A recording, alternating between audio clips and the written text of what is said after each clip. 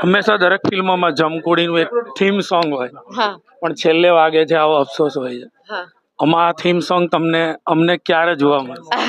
એ તો તમે પિક્ચર જોશો પછી તમને ખબર પડશે, પણ ગીત તમને સાંભળવા મળશે યુટ્યુબ ઉપર.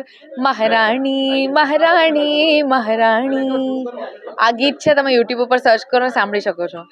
માનસી પારેખ એટલે ફિલ્મ હિટ, આવો અમારી એક હંમેશનો ટેગલાઇન રહી છે. એક નવા રોલમાં અહીંયા તમને કોમેડી અત્યાર સુધી એક કચ્છ એક્સપ્રેસ સિરિયસ રોલમાં જોયા છે, તો કોમેડી હંમેશા કહેવાય ને કે અઘરી હોય. તમને કમ્ફર્ટ ઝોન શેમાં વધારે લાગે? મને તો ડ્રામા પણ એટલું જ ગમે છે, કોમેડી પણ એટલી જ મજા આવે છે, અને બંનેમાં અલગ અલગ ચેલેન્જીસ હોય છે.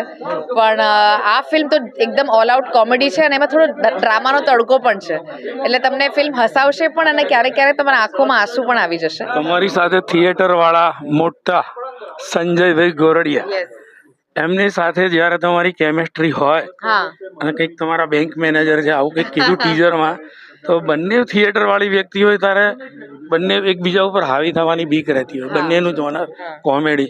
તો સંજયભાઈ સાથે વર્ક સાથે તમારો અનુભવ કેવો? સંજયભાઈ તો લેજેન્ડ કહેવાય આપણા ગુજરાતી રંગભૂમિના, ગુજરાતી ફિલ્મોના. એમને જેટલું કામ કર્યું છે, મને લાગે છે આખા રૂમમાં જ એટલા માણસો નહીં હોય જેટલું કામ સંજયભાઈ કર્યું છે. અને પણ એમની એક મોટી વાત એ છે કે કોઈ દિવસ એ સીનમાં હાવી નથી થતા. એ બધા એક્ટર્સને એનું કામ કરવા દે છે, એમની લાઈનો બોલવા દે છે. અને મારી સાથે પણ આ એમની પહેલી ને બીજી ફિલ્મ છે, કેમ કે જમકુડીમાં પણ સંજયભાઈ સાથે મેં કામ કર્યું હતું, એટલે બહુ મજા પડી. અને તમે આ ફિલ્મ જોશો તો તમને બહુ મજા પડી જશે. ખૂબ અભિનંદન તમને આ નવી ફિલ્મો માટે પણ.